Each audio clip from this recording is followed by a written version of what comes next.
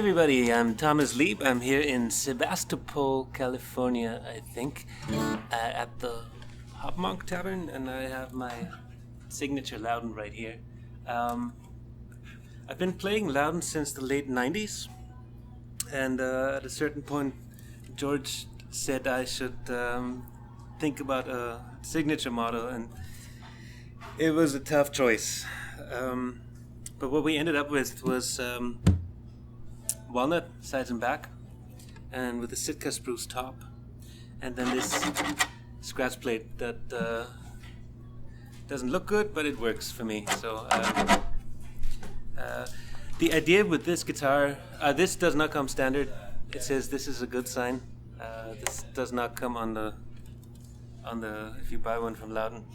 It also doesn't come with the scratches, although if you send me your guitar, I'd be happy to scratch it up a little bit for you. The idea with this one was we tried to keep the appointments a little simpler.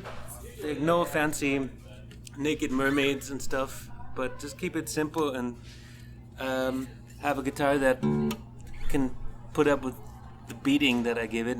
I had a figured maple guitar before this, which was really nice, but basically all the figures are they're, if I'm being unfair about it, they're imperfections in the wood, and they weaken the wood. So, you know, something like maple or zeri coat, it looks beautiful, but it's more liable. It may sometimes be more liable to break right there. And so, if you do a little bit of percussive stuff, it might not be the best thing for the guitar.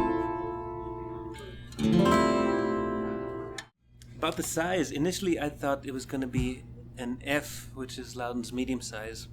Now this is an O.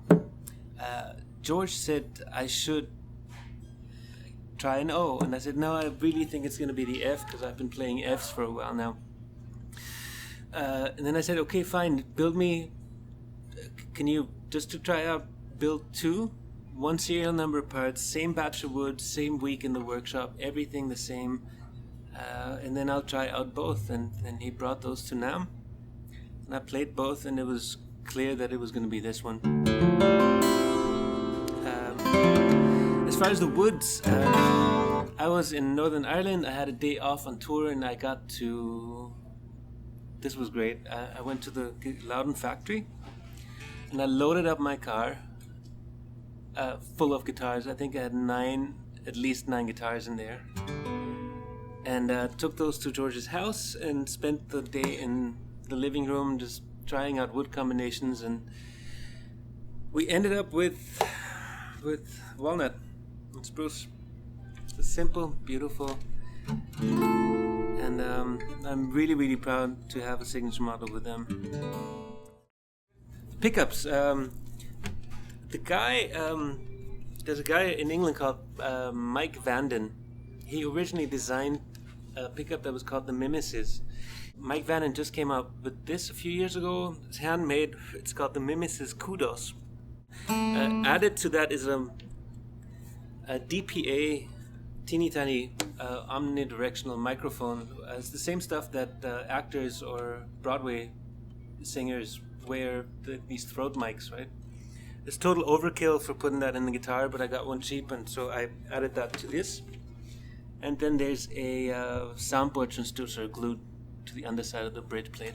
And all three of those I take the strengths and try to cut out the weaknesses, and that mostly works. At the moment I'm going through an audio interface, which is pretty much just like a fancy mixing desk, but it's just in an audio. I control it with my laptop. I'm going to change to different ones so I don't have to have the laptop on stage anymore, because it kind of looks like I'm checking Facebook or something. I don't like that. But it's very powerful. It's basically 5-band, fully parametric EQ on every channel, and you can save presets for different guitars, so that's really neat.